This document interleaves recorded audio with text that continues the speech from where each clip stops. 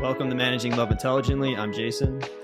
And I'm still Stephen Ng, marriage and family therapist. No matter how many of these talks we have, I think I'm coming across as the same guy, but I'm always saying different things. Why? Well, because my own thinking is evolving and changing. So I hope you enjoy these podcasts, because I am, but I'm hoping that you develop the language to help you navigate your love life more intelligently with each time you tune in and listen to us.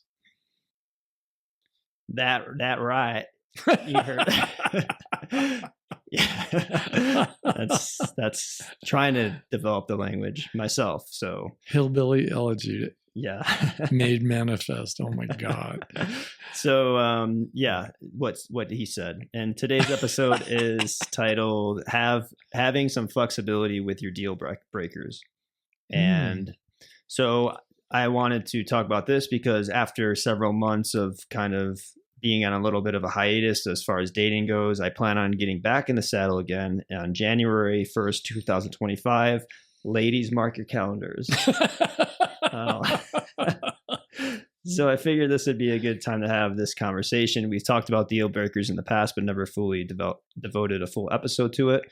And this is also going to be the first time in my entire life where I'm clear about what I want finally, which is a life partner, somebody who wants to go down that road. The last 2.5 years has been just, I'm on a casual journey, which was fun, but also kind of leaves you floating in space, not really knowing what it is that you're doing. But I was able to figure out more what I wanted during that time.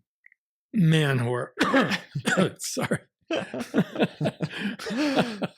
Okay, so but I can't believe that we've never done a podcast on deal breakers. Is that we've talked about it before, but we've never done a full episode on it. Wow, that's crazy. So yeah, and so that's what I'll be doing, and I think it'd be we're going to talk all about that. So before we get into that conversation, if you have a question for Steve, you can visit stephening.com and fill out the contact form. At the end of each episode, Steve answers a listener question, so stay tuned for that. And if the podcast helps you live a happier life, please help spread that happiness by sharing it with your friends and family. That would be a kind thing. Yes, and we're all about kindness in this podcast, and intelligence, and having an awesome romance. So to start, I thought we could start with your classic deal breaker story with your current wife, Sharon, if you know what I mean by that. I do know what you mean by that. That's kind of, I was not expecting that, but that is sort of a classic, isn't it? So for those who haven't heard the story, my first marriage was an abject, epic, public, disgraceful failure, and so painful that I fell into a depression. I became somewhat suicidal in my thinking, and I began reflecting and conducting what I later came to call a critical incident debriefing, where I just took it apart and looked at all the things that were wrong, things I was responsible for, things I should have done better or differently at least. And one of those things, I just, at a primitive stage of my reflection, I just thought, well, I need to have more compatibility. I need to have something more in common, because my former partner and I, we never did anything together.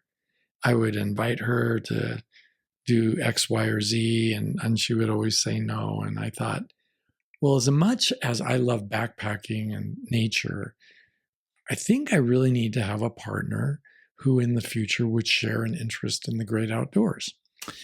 Well, then I dated quite a few women before I met my current wife, in my attempt to get that number of 30 knocked out, because my picker was so impaired. I kept picking codependently.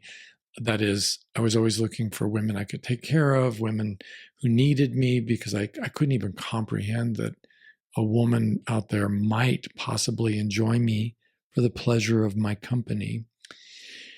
And I met Sharon, and she really did enjoy me, and she enjoyed me a lot, and we had lots in common. But one thing we did not have in common was a love for the great outdoors. Mm-hmm. She loves nature in her own way, but the idea of going backpacking presented a highly technical difficulty that modern science has been unable to solve, and that is, where would you find an extension cord long enough to take your blow dryer into the wilderness?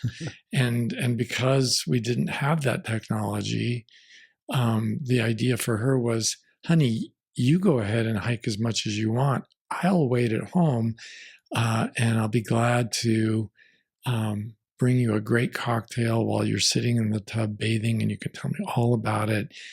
And she really meant it. She was really open to my stepping out into, a typical male adventure, whether it was going far, far away in a very uncomfortable setting, or it was just going backpacking into the neighboring mountains.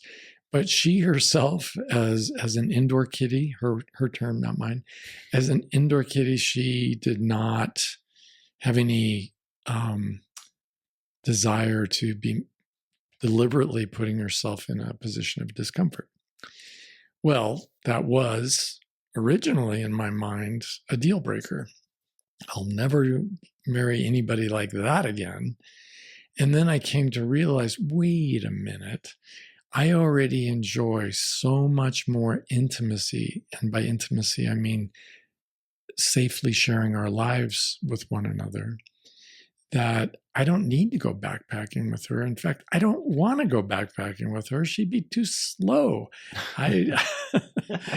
And she wouldn't enjoy it anyway. So I'm the kind of person who will go for long hikes in nature, but I'm glad to leave her behind. She has her own life and does her own thing. And when I come back, we each share our experiences as we do every day. And it's just fine. So I had a deal breaker. I thought I knew myself, but I realized I had to be a lot more flexible with that thinking. Now, I'm willing to pause, but I have more to say. So do you want to ask me a question? You could keep going. Okay. So hopefully this will make sense. For me, it's really clear that there are unique deal breakers for each person. We all have our own unique personality, our unique set of needs and attributes, positive and negative. So for some of us, for example, food is really an important thing. We celebrate it in every meal. We enjoy having a robust, ever-evolving menu, and although we may have a few favorites, we really want every meal to be delicious. And there are other people who've never experienced anything like that, are not interested in that idea, and they eat so that they have fuel for the next few hours until the meal after that. And food is merely sustenance. Oh, okay. So that would not be what I would call a compatible couple. Yeah. They would have, but that's personal. That's a very personal thing. And it's unique to a specific number of individuals. A universal deal breaker would be a deal breaker such that literally no one would ever be able to have a successful, intimate relationship with someone who was married to that behavior. And what are those? Yeah, well, for starters, let's say it would be someone who could not commit to and keep the commitment of having an abuse-free life. Because before we can have a really good relationship, the two of us need to have a safe relationship. If it's not safe for her and me to share life under one roof, if we're not safe in one room together, for God's sakes, we're never going to be able to have a good relationship. If it's open season at all times, whenever I get pissed off, I get to yell at her or put her down or talk to her in a demeaning tone of voice that says in all but words, "You are so stupid." So for me, having an abuse-free life is something that needs to be talked about, negotiated, and agreed to with a mutual understanding of, what are the terms involved in all of that. Not that we will never argue, because we can argue in an abuse-free manner, but arguments help us to resolve problems. They, by themselves, are not the problem. The problem would be abuse. So I could talk about that for a long time, but moving on to another universal deal breaker. If I partner up with someone only to find out, oh, he or she has a substance abuse problem. Well, it's not a problem unless it causes problems. So if it's a problem, I mean, perhaps I myself have a substance abuse problem and I'm blind and I cannot see that their problem is a problem because I haven't learned to see my own problem as a problem. Yeah. But here's the mathematical rigidity of this being a universal deal breaker. We always get together with someone to share our lives together, to have the safe sharing of our lives with one another, which we call intimacy. Sex is not intimacy. It could be a part of an intimate relationship. Romance is not intimacy. Only intimacy is intimacy. And the problem with substance abuse is when the other person is high or drunk or stoned, pick your flavor, they're not there anymore. They're not functional. They can't even drive a car. How are they going to be in a relationship with another intelligent human being? So if it's to the point where it's not a one-off, it's not the one time they ever got drunk, or it's not the regular but controllable getting tipsy to where we both are still in our right minds, our personalities don't change. It's just that we like to have half a drink too many because we enjoy that feeling of that floaty feeling of inebriation or, having a joint or whatever it is. That's fine. I also don't include people who intentionally and mindfully are psychonauts who engage in journeying with hallucinogenics, because that isn't a recreational drug. That would be something people do as part of their spiritual growth, and it happens probably less regularly than not, like once every 3 months, once every 6 months, once a year, if that. So to have those experiences is not what I'm talking about.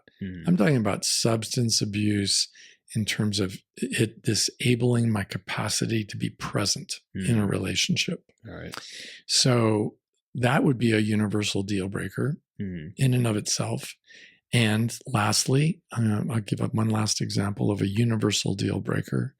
My having unresolved mental health challenges other than substance abuse. So the whole reason therapists diagnose somebody with a mental health disorder is that it causes problems. Because if the disorder doesn't cause problems, it's not really a disorder. For example, and this would be very egregious. Well, let me pick a more common one. One of the most common mental illnesses, if not the most common, would be either anxiety or depression. If I have anxiety and depression, does that impair me? Well, by definition, of course it does. If I am impaired, is that going to affect my performance throughout my life? Yes. Well, what if I'm taking medication for that? Isn't that good enough? No, because medication would be something we take in order to get the most we can get out of our psychotherapy, because people are depressed or they are anxious for reasons, understandable reasons, and these are treatable conditions and they are curable conditions. So somebody else who has schizophrenia, which would be a very different kind of a disorder, or bipolar disorder, or something else, I'm kind of drawing a blank right now. There are medications, those are biochemical disorders, and there are medications that can help that person cope.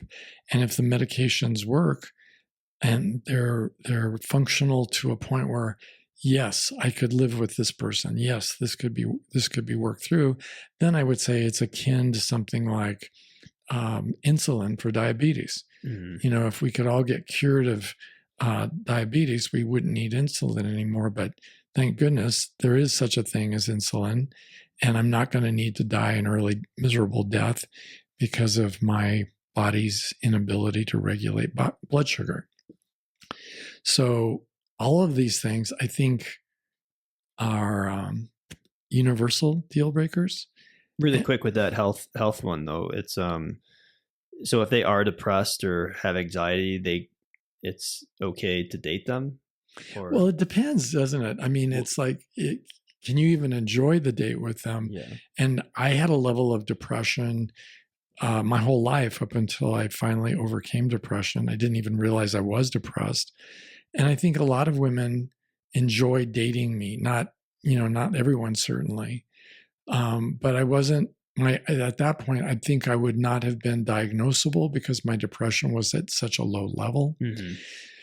But I think, and I had normalized it. So, I was going to work, I had friends, I was, participating in life. But that I don't think, that plus or anxiety, I think at a low level, those are manageable. Mm-hmm. But once we've crossed that diagnostic threshold and now we're at a place where it's of clinical concern, I have a clinical level of major depression. Yeah. I think then, it's almost cruel to date somebody under those conditions because it's like inviting a paraplegic in a 3-legged race. Yeah. That's just mean. Right. And then, maybe in the future, when the proper chips are implanted in their brain and we have advanced science, they will be able to do things like that. But I think it's really important to recognize that some people do not need a boyfriend. They do not need a girlfriend. They need a therapist. Yeah. And you do a catch and release. You let them go. Mm-hmm. And it takes a minute, I think, to figure that out. And unfortunately, sex ed in this country is not holistic. And so we don't have a separate teaching on mate selection, do's and don'ts. Mm-hmm. Maybe somebody out there listening to this will figure that out and start incorporating that. But one of the don'ts would be don't date somebody who can't commit to an abuse-free lifestyle. And don't date somebody who has a drug or alcohol problem. And then don't date somebody who has an unresolved mental health challenge. And I know a lot of people keep these secret out of shame. Yeah. Somebody with a gambling problem, that's a mental health problem. Somebody with an eating disorder where they covertly, consume food and then go vomit it up, like in bulimia. Well, that all makes sense to me that they keep it secret. And they can be really good at keeping these secrets for a long, long time. And people can even hide their substance abuse successfully for a long, long time. Mm-hmm. But that doesn't mean it's not impairing them. Yeah. And when we know about that, to just look in each other's eyes and say, what are we doing here? Mm-hmm. Let's talk about this. Let's figure this out. And it's not about, that they should get sober for me. No, we're not going to be able to ever be the couple we want to be while one of us is grossly impaired. Yeah. So those are universal deal breakers. And I hope that those are very straightforward and easy for people to accept. But some people will not, some people the first thing, some people won't, if they'll take one of those and they'll ignore them sometimes. Yeah. Well, yeah, absolutely. Well, I knew that he kind of got drunk a lot, but I just thought, once he got married, he would grow out of it. And is that based on neediness then? Oh, and neediness plus ignorance. Okay. Equals failed relationships. Okay. That's the equation I was looking for. Let me give you one more universal deal breaker. What about, would you say friends is one? Well, or okay. Is that tricky? Because that one, I think it's a big deal. So, but this takes it to a different level. And that is this. There are people who are not mentally ill, but they are also, although they may look like grown-ups because they are 25 years old or, they have a grown-up body and they certainly can deceive the rest of the world. They have not emotionally matured. Mm-hmm. And there are a lot of developmental issues, and friendlessness, loneliness is one of those telltale signs that says this person is not ready for a committed relationship. Because if they don't have any friends, and by friends, I don't mean acquaintances or drinking buddies or that kind of thing. I mean real, close inner circle kind of friendships. what happens then without a social circle of support is that our romance becomes their social circle of support. Mm-hmm. And now I'm responsible for meeting all of their social needs, all of their emotional needs. And none of us can do that. I can't do that for anybody. Therapists can't do that all by themselves with somebody who's seriously ill. It's really important developmentally that we date people who actually have a career. Even if they're still in school, they can have a career, and the school is part of that plan. Mm-hmm. We want to be dating people, at least. And by dating, what I'm saying, you can date recreationally, and that would be anybody, even back in high school, right? But dating people with a view toward mate selection, we want to be dating people who have friends. That goes on the list. Mm-hmm. Just like dating people who take appropriate self-care. I can't tell you how many men and women I've met who have never, it still shocks me just to talk about this, who've never in their 30 or 40 years ever gone to a dentist. Really? Yeah, there's a lot of people like that. In fact, I was talking to a dentist about this, and he said in his small town out west, the mining companies got rid of dental insurance, not because they wanted to, but because no one was using it. And instead, in that small community, the norm as a graduation gift for teenagers who graduate from high school is to give them their first set of false teeth. Wow. And that's what, and he's telling me this because his practice in that town consists almost exclusively of extractions. He's always pulling teeth out of people's heads. Wow. And I thought, that is horrifying.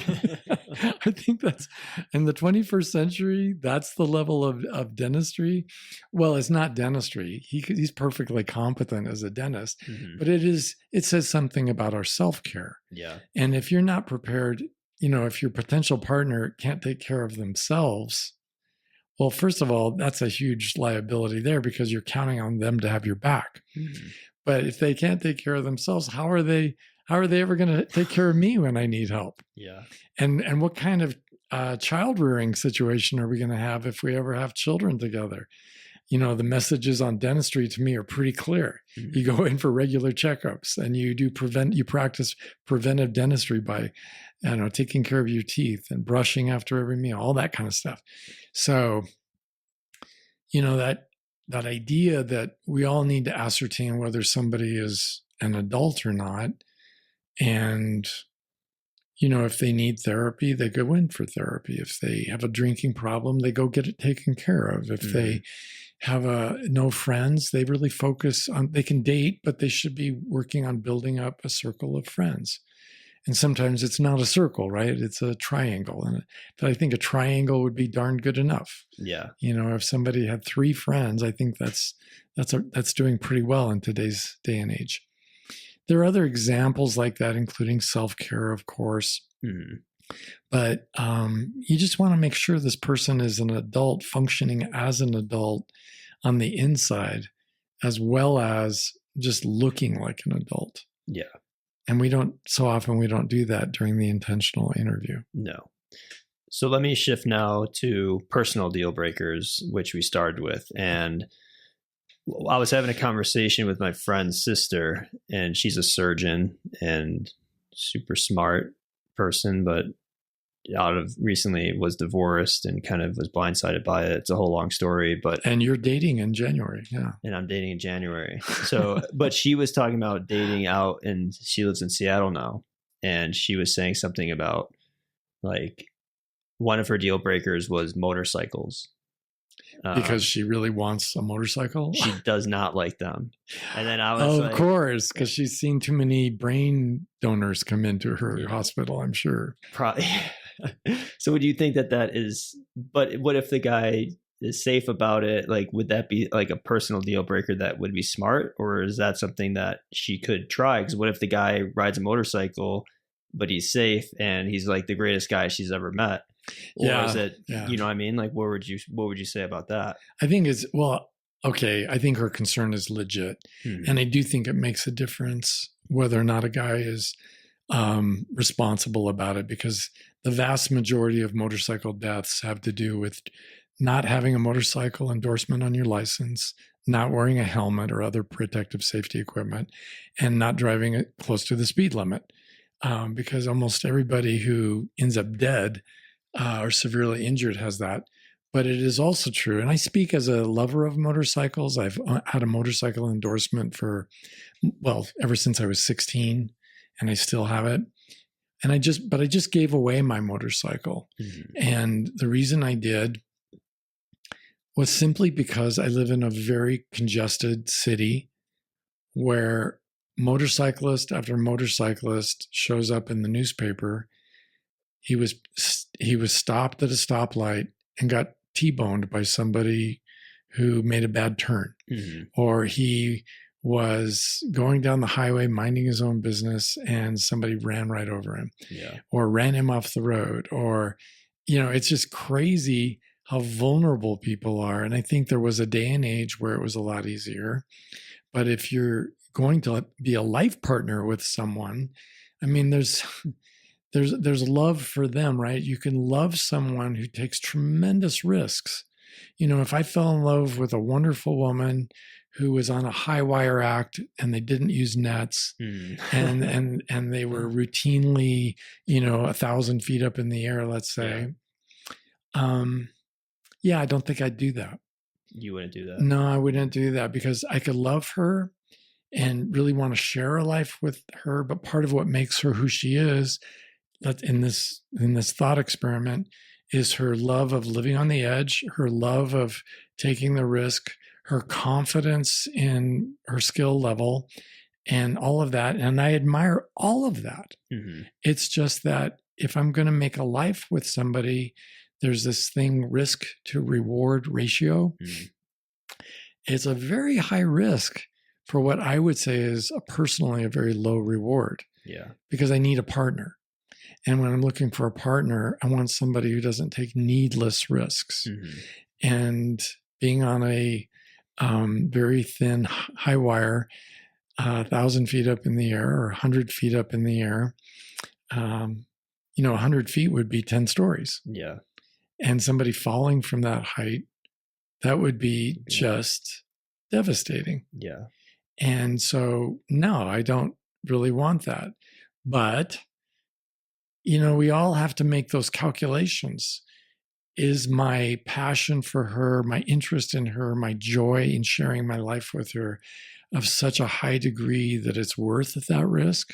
Mm-hmm. And for me, I would say no. So I'm more like your friend's sister, because... So you would pass on I would take a pass on a woman who was a motorcyclist. And... coincidentally, and this is just anecdotal, and please don't write me about motorcycling and how prejudiced I am, because I love riding motorcycles. But there was a father, one of my acquaintances, his father-in-law was a avid cyclist, and he used to race, and he did everything with his motorcycle riding ability. He was truly a talented rider. And he gave it up. The moment he had children, he gave it up until his children were all grown up. Mm-hmm. That was a commitment he made. Yeah. It's like a classic guy commitment. It's like, all right, I got kids. I guess I got to sell the bike. I got to settle down. He deals with that loss. Right. And he misses it. Uh-huh. And the minute his children were all grown up, he got back on a motorcycle, and he got involved again in racing. Mm-hmm. And within the year, he was dead. Wow. So... yeah, I'm not down for that journey. That's, I know that we could all get T-boned on a roadway somewhere, or we could all die in some, unexpected crazy mishap, or there might be some act of violence that takes somebody out. But my point is, I've done all things that are reasonable to not have those problems. Yeah. I don't drive drunk. I use my safety belt. I look both ways. I don't speed excessively. I do speed, but not excessively. And I think she's on the right track. So that's and it's too vivid. If you're a surgeon in the ER, mm-hmm. you're going to see a lot of motorcyclists come in. Yeah. And, you hope that they, filled out the proper medical forms so they can give up their eyes and their liver and their kidneys and their heart and all the other body parts. I still ride a motorcycle. Yeah. And I'm not trying to be down on that, as long as that's working for you. But you're a single man with no children. And got nothing to lose, ladies. I actually fell not too long ago. Yeah. And it was not fun, and it was a very fluke thing. I kind of took a turn coming down a mountain, was kind of in my head because the traffic stuff that was happening was a little weird. And then I was turn onto the street, and there was all this gravel that I did not see because I was looking ahead. And I went to take a turn and I crashed it. That happened to me on my first day of motorcycle riding, and I've been riding ever since. But like I said, in the last 6 months, or last 3 months maybe, I gave up my motorcycle, and a younger man took it gladly, and his loving, caring, doting wife just tripled his life insurance. Yeah. So that's kind of an interesting one. So personal deal breakers, but that is like a mix of occupation mixed with also the danger, the risk element involved. And the realization of that risk, right? For me, a good one would be, and again, I'm not proud of any of my personal deal breakers. None of these are embraced by me as a moral issue. But a woman who, because I like women, a woman who is a smoker, well, her smoking would be a deal breaker. And I'm not interested in someone who says, well, I'll quit if I get married to someone, or I'll quit if, I plan on quitting on my, certain birthday or something. Because you want them to be themselves. Absolutely. I want them to be themselves. Plus, I don't trust that they'll give up their nicotine addiction, in some future date. Yeah. It's like, basically people are what they are. And, we all grow and evolve, we hope. But why would a person who loves smoking give up smoking? I think that doesn't make a whole lot of sense unless they come to realize it's hurting them. So in any case, again, I'm looking for the longest possible loving experience I can have with someone as a partner, and somebody who's sabotaging their health with every cigarette they smoke. That doesn't work for me. But then there's the other part of it. I hate being around cigarette smoke. Yeah. So even if she smoked outside of the house or outside of the car and I never saw her smoking, no, I don't want that in my life. Yeah. And it's not the control freak living within me who's saying that, because she can, as far as I'm concerned, anybody out there can smoke as much as they want. Yeah. I just don't, but I also have a right to share my life or refuse to share my life with a given individual. Yeah. So for me, that's a deal breaker I'm not flexible about. Yeah. It's personal. That's a personal one, because my dad smokes and my mom, would always complain to him. And then it was like, definitely. Yeah. And then that was kind of like, it was abusive. Yeah, nagging him. Yeah. Yes. And it was like seeing that growing up, and then it's just like, I don't know, and just like wasn't a good thing, but maybe it was like she did, but it wasn't. I don't hold them against it. I'm like, oh, how dare they? But it was kind of like just seeing it growing up. And I mean, they weren't thinking about that back then. I mean, everyone was smoking. Not everyone, but a lot of people. It was common. They were smoking. It was like also go to the restaurant. Like, do you go in the smoking section or the non-smoking section? Well, for my whole life, they didn't have it. I mean, I remember cigarette smoking in a restaurant was acceptable. Oh, well, that was Reno. We had more some. And in an airplane. Yeah. I remember the airplane. Yeah, they had ashtrays in there. I mean, it's just insane. But now, by today's standards, but and I've had clients who told me, yeah, no, I'm perfectly comfortable. I don't smoke, but if they want to smoke, I don't care. It doesn't bother me. Yeah. And more power to them. I think that's just great. And if that's not a deal breaker, that's not. Part of my feelings about alcohol consumption, are the direct result of growing up in a family that had an alcohol problem. So the idea of being with somebody who even regularly abused alcohol a bit who couldn't drive home, Hmm. who had to have a regular Uber or taxi cab to bring them home. That would be too much. That'd be too much for me.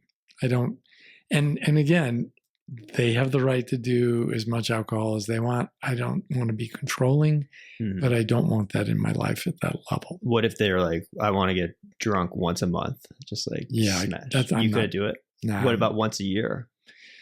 Well, it depends, I guess. The word drunk doesn't mean anything super technical, right? So what they might 6+ mean, drinks. Yeah, no. Wow. No. Even in a year, just New Year's Eve. It's my good night. It's not even I'm not into people who are drunk. I don't want to Mhm. share their company. I don't want them in the car. I don't want to bring them home. Yeah. It's, but I don't want to be controlling about that, so they can do whatever they want. I get to be with whoever I want. Yeah. So let's go back to your example of a deal breaker. So say somebody has that in their mind. A lot of people do. I know I have in my life, like say a backpacker. It's like, I like doing outdoor stuff. I want someone who's going to do that with me. Some people see that on a dating profile or talk to somebody, they hear that, and then they just completely write it off. And you would say, I mean, now from talking to you, it's like, if it's not causing them, putting their lives at risk or hurting their health, and it's just like a recreational activity that maybe you do that they do not do, it's worth giving them a shot, you would say. Well, yeah. And I like that language of giving them a shot, because I want to see what's the offer they put on the table. Mm-hmm.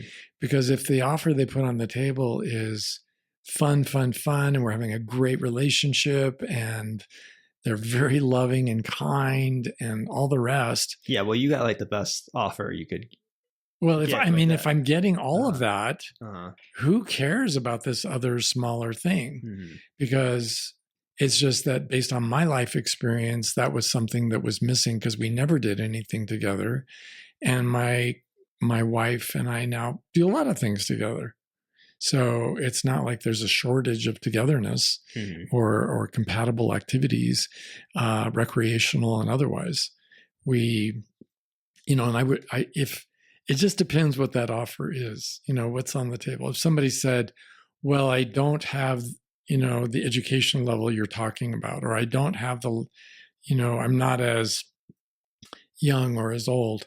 I mean, for me, it would be, well, check it out, and see what's going on, because whether it's education levels or age, I've met plenty of highly educated people who were anti-intellectual and not really very bright. Yeah. I've met people who were not particularly educated, but boy, did they have an eagerness to learn and a lively intellect and an intellectual curiosity about life that was just very stimulating. I've met women who were younger than I, who felt like I was dating my mother, and women who were older than I, who were youthful and really a joy to hang out with. So, some of the stuff that we think are deal breakers, we could just be a little bit flexible enough to at least check out what's on offer here. Yeah. And how long would you say, like, how do you have that conversation? I guess if you're somebody who, I'm a hiker and I go on a date with a woman and I'm saying, yeah, I like the outdoors. What about you? And she's like, well, I'm not really. And then I say, but what I would, because sometimes then would I have to be like, well, are you okay with that? Because like me leaving, because sometimes people give up their hobbies for the other person, and then that's a whole different story. Yes, that's another problem in itself. And she says, no, I'm not controlling that way. I love the idea that you're an outdoorsy kind of guy. Yeah. It's just that I'm not. And is that going to be a problem? And then you say, well, no, not really. And how long, your question, I think originally was, how long would you take to suss that out? And for me, it would be, as long as it's fun. First of all, it's filling all the criteria of a recreational relationship. Mm-hmm. So you would only give up a fun relationship or a recreational relationship when it's no longer fun. Yeah. But if it's fun and you continue to get to know her and wow, it's just getting ever more intimate, you're sharing more and more of your thoughts and your lives with each other, and it continues to be fun and really satisfying on a deeper and deeper level. You're growing closer and closer. I think, yeah, you've already made the adjustment, and it's not really, but I wouldn't be true to myself if I married a girl who wasn't backpacking. Come on, buddy. You didn't know everything when you when you met her. And you now learned that amazing, wonderful women come in all kinds of configurations, and some of them don't backpack. Yeah. And that's okay. So at least it's okay with me if, again, as I say, they have all this other stuff on offer. I can honestly say, without trying to curry favor with my partner, I had no idea. I wasn't capable of even holding in my imagination how wonderful she was. And it was startling to me to meet someone who was that wonderful.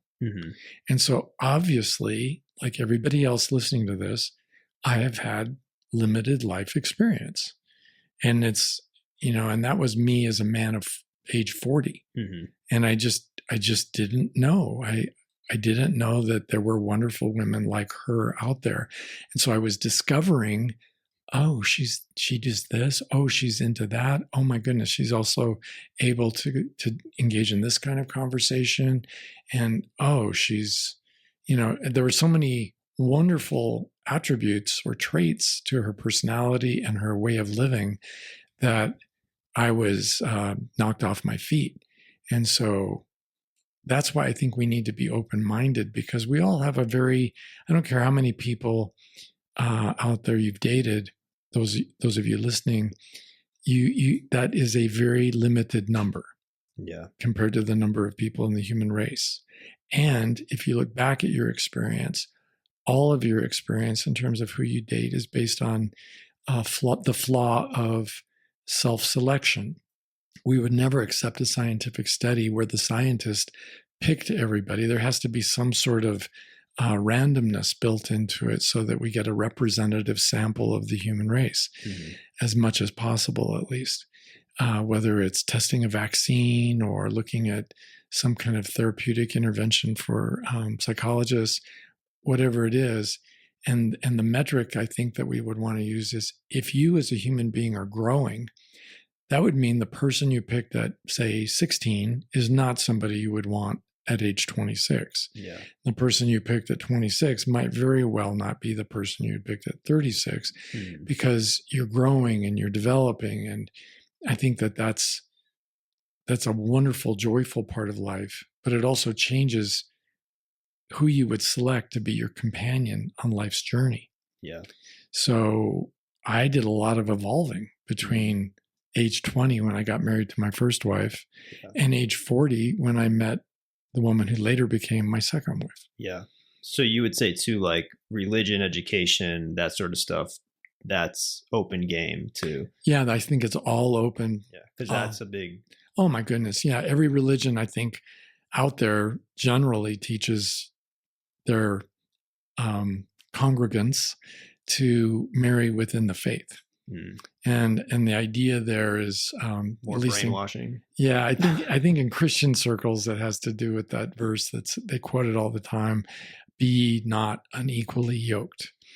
But I think that there's a real flaw in that way of thinking, and the flaw is that because we have the same religion, or even going to the same church, that we are of like-mindedness. But that really isn't true. Just because we both believe in certain doctrines doesn't mean we see and understand those doctrines in the same way. And what I would prefer to see, just as in sexuality, for heterosexuals, sexual intimacy and safely sharing our sexuality is based on the fact that our genitalia are oh so different, innies versus outies. And spiritually, if you could have two adults who are capable of spiritual intimacy, that would mean it would be safe to share your divergent experiences, your divergent histories, and even your future explorations into religion, where you convert to a new religion. All of that would be safe, because there is that sacred bubble that's around you and your partner that allows us to explore the universe around us and to come back into the relationship and share what our experience has been. And if I'm not religious today, I'd consider myself more spiritual than ever. But if my partner said, oh, she's moving from being unchurched to joining the Mormon church or the Jehovah's Witnesses or the Baptists, I would be rather incredulous.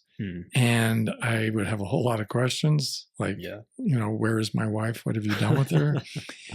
But if she had an explanation that, was intriguing and interesting, I'm on board for that journey. So that's okay. Yeah. And as long as she continues to be my loving, wonderful partner, what's to complain about? I don't need to be that controlling. Yeah. So I can meet a Christian woman and be like, I'm not going to church. I'm not doing that sort of stuff. But it's fine that you do it. And if both people agree that that's cool, like, do whatever you want on Sundays. I'll do that. You do your thing and we'll come back and have a nice dinner and hang out. It's like, that's like what it's about. Yeah, it could be.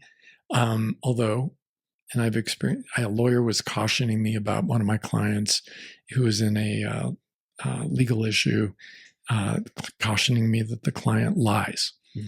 And I had to inform the lawyer, all of us lie. Yeah. All my clients lie, and so do I. Because we lie because we're afraid. We lie because we're, like in this case, she might be lying to you saying, oh no, that's okay. Because she's afraid of you going to hell. She's afraid of disapproval of her parents. Yeah. She's afraid of never being close to you the way she dreams of being close. There might be all kinds of reasons she might pretend to be okay with something. So that would have to be something you'd have to do a deeper dive into with each other. And not rushing it and just taking your time to have that intentional interview. Absolutely. And just to see what it's like over a series of months to see if she's controlling it or not. Yeah. And it should be enjoyable and vice versa. If you were the churchgoer and she said, no, of course. Yeah, do your thing. But over time it became a thorn in her side, to use a religious phrase. Then you would be able to say, this isn't working. Yeah. I would love to I'd be like, go. I'd love to ask her questions. Like, what did you learn at the thing? Because when I grew up Catholic and I didn't learn anything. I was so bored out of my mind. Right. But anyways, one last thing though, another personal deal breaker that I think everybody should mention is the sex number. Oh, well, yeah. There are literally dozens and dozens, maybe hundreds of potential deal breakers out there. But one of the more common ones would be, as presented in my TEDx talk, and people can find that on YouTube, on the Stephen Ng channel. But if she says she just likes sex a lot and the two of you are having sex in a way that's very satisfying at a frequency that you find very satiating and it's just great, there's so many jokes about what happens after the wedding and how people change. Yeah. And I think that's because of belief systems, including the Madonna whore syndrome. I think it has something to do with beliefs about marriage itself, or about, that was then, this is now, or, well, that was to get a girlfriend or to get a boyfriend. But now that, you've signed the bottom line, I don't have to do that anymore. And so you find out, it was a bait and switch. It was deception. And that's got to be part of the intentional interview. So if I like sex and my number is, my magic sex number is X, I like sex X number of times over a given length of time, let's say over a week. And her number, I have to figure out what her number is. And the best way, of course, is to ask. And for a lot of people, that they're shy and they want to know, well, what's your number first? And it's simple. You just, write your number on a cocktail napkin and then flip it over. And lo and behold, these are our numbers. Yeah. Maybe, because sometimes people guess at what they think you're thinking or they think you're wanting. But at the end of the discussion, none of us want to partner up with somebody who's grossly inappropriate or incompatible. I mean, neediness is one thing, and being afraid of being alone is certainly a problem. But to ask, well, would you want to be with someone who is just really the opposite of you at the other end of the continuum in this area? And only an idiot would say, well, it doesn't matter to me. I think I could handle it. Yeah. Because I think I've been that idiot. Oh, well, because it, over time, again, it's like the Chinese water torture. It's certainly nothing at first, but over 20, 30 years, it becomes a thing. And so if my number is X and her number is 10 times X, that's not going to work for me. And if my number is X and her number is 1/10 of X, that's not going to work either. We got to be somewhere in the ballpark of sexual compatibility. And that way, that's probably more of a podcast on compatibility than on deal breakers. But it would be something to think about, right? Absolutely. It would be a deal breaker to be incompatible in any of the major areas where compatibility is desired. Yeah. And even needed, I would say.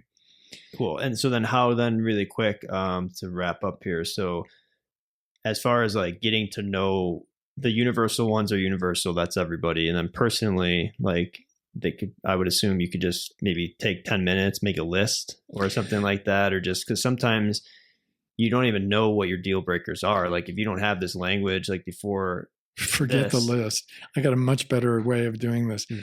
Date at least 30 potential mates. And each time you date, you will encounter yet another deal breaker. And you encounter that because you never would have even thought of it. You never dreamed, just like I never dreamed women were as wonderful as my wife. There are a lot of women I dated who I never dreamed women were as terrible as that. And by terrible, I mean incompatible with me. I don't like women who turn their nose away from the idea of having an abuse-free life. I didn't know there was a woman who would turn down that offer. Yeah. That seems short-sighted. Are you sure? Well, my family were, fill in the blank, Irish, Italian, redheads, Germans. We call them the way we see them. And if I think you're being a stupid idiot, I'm going to call you a stupid idiot. Yeah. And I'm thinking, I don't really want to be married to somebody like that. So go out and date. That's the best way of doing it. Best way of doing the research on what you need. Because you'll just get the blanks filled in by the person you're dating. The people you're dating. And it'll also teach you so much about yourself. Because if you date 5 people with a drinking problem, then maybe you have a problem with your picker. And you need to start, looking for an upgrade to your dating app. Because you're picking people who are really universally incapable of being the kind of person who would be successful in a committed relationship. They might be a lot of fun. They might be fun for a weekend, but you will enjoy perpetual loneliness with this person. Yeah. All right.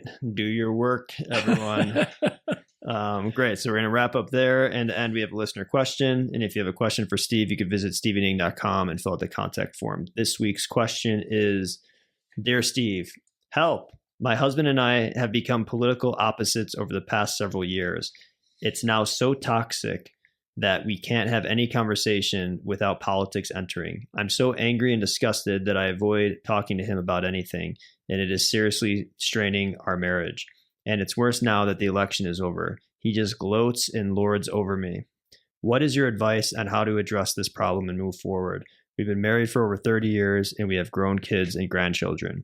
We can't get a divorce at this point in our lives. Please, please help. Well, first of all, everybody can get a divorce at any point in their lives. Ooh. It's legal. Myself, having just gone through the 2024 presidential elections, I've seen so much pain in the lives of the people coming in and out of my office. But her story is not just that we're of different political persuasions. It's really about abuse. He is gloating over her, and I forget the other thing. Lords. Lording it over her, and that's showing an abject lack of empathy, of charity, of kindness, and it's also being a really horrible poor sport. Mm-hmm. You know, I think there is such a thing as, you know, wanting what you want and hoping your candidate wins and all of that. It's complicated in the 2024 elections because one of the candidates is clearly mentally ill. and when I say clearly, I mean professionals who evaluate people for their mental health know that he's mentally ill. Mm-hmm. So it's complicated because we're not just divergent from each other. You picked somebody who's grossly, you know, if you voted for the other candidate, then maybe you're guilty of some less than rational thinking. Maybe you don't have your boots on the ground in terms of what is reality or what really matters. I think there are a lot of, you know, if we go back in history to a democracy like the Weimar Republic and Adolf Hitler, I don't want to talk about Hitler and the comparison to Hitler, but there were a lot of people who claimed they had no idea that he was going to do the things that he did. And still other people who said they were unrepentant decades later and saying, well, he did a lot of good too. And that, you know, in the beginning, he was really good for Germany. And it's not really about a head-to-head comparison with Adolf Hitler. It's really about looking at voters and the way they think and the way they interact with not only the political world, but how they're taking care of their families. So for me, that would be an issue as well. Mm. But the abuse kind of tops it off. Yeah. And I think having some clarity about that, you know, if the abuse, you know, where is the line? She doesn't want to divorce him because they have grandchildren and they're older and they've been together 30 years. What if he started physically hurting her? What if he came home drunk every day? Would there be any reason that she could justify divorcing him? For me, divorce would be absolutely justified if my partner was abusing me on the regular. Mm-hmm. And hopefully they've worked long enough and hard enough in their lives that walking away with half, would be what most state courts would mandate in a divorce, that half would be good enough to go forward with my life. Yeah. And I think for me, even if I had to downsize from a 3-bedroom house to an apartment, well, at least the rest of my life could be spent peacefully and happily. Yeah. So that's that. Great.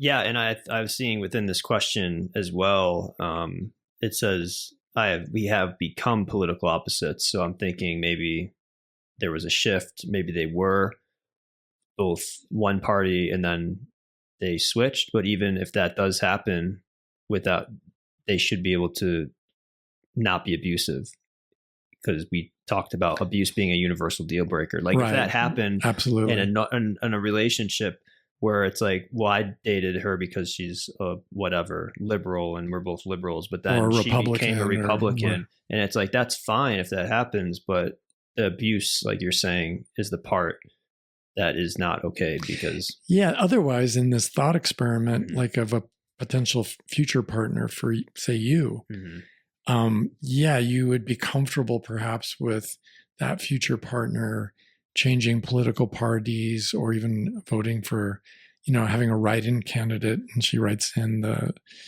somebody who's dead and she kind of throws away her vote in a protest sort of thing. I could see how you might be okay with a lot of things like that, and all of us could be okay with a lot of things like that. But again, in a thought experiment, keep pushing the envelope. How far does that go? If a Hitler-like a figure appeared in world history again, and your partner was all in on that, complete with the armbands and the ridiculous headgear and everything else, would you be down for that? And for me, it really brings into question safety, because I would not feel safe in my home with somebody who believed certain political beliefs. So political stuff is a deal breaker for you, personal deal breaker. Well, within a certain flexible limit, right? Got it. So I don't need to be the control freak, and I'd certainly want my partner to feel free to explore and express as she felt led. But there comes a certain point, there are extreme positions that I think by and large most of us would say, yeah, that's not for me. Yeah. Like even if I was an extremist and she was just in the middle, yeah, I don't know that I could handle that. That might be a deal breaker there as well. And so the questions of what does love mean? What is intimacy for us? How do we define that? Were the seeds of the destruction of this relationship there all along? And did I fail to see the red flags? I think those are all legit questions. And right now, at least according to the New York Times and some other newspapers I've been reading, there is a movement right now, and I forget what it's called, but it's a group. There are a group of women who have stepped away from their partners, refusing to stay married, refusing to have sex, refusing to date any man who believes such and such. Yeah. And I think the listeners can tell I'm trying to go out of my way to make this as a neutral a discussion as possible. But that makes some sense to me that if, for example, it's a very common position right now, someone doesn't believe women should have the right to choose in the event of an unwanted pregnancy. If I'm a woman in that circumstance, that means my partner is all in on forced birth. Yeah. And that may be a very personal belief because of his faith or some other source. But it's still, I think if I were a woman, I would find that threatening to my safety and my medical care in the future. Yeah. Especially if it was hugely significant to them and determined their voting and their political financial contributions. I think that would be kind of a case where we might be sleeping with the enemy. And so to decide that, it's certainly different, isn't it, from deciding, well, do we need more public spending or less public spending? Should we have a bigger army or a smaller army? Those are important questions. Yeah. But I don't think I would be comfortable with just any position. So there are limits. Yeah. Cool. All right. Well, that wraps up the podcast for today. Thank you for the question. Thanks, Steve. And we will catch you all later.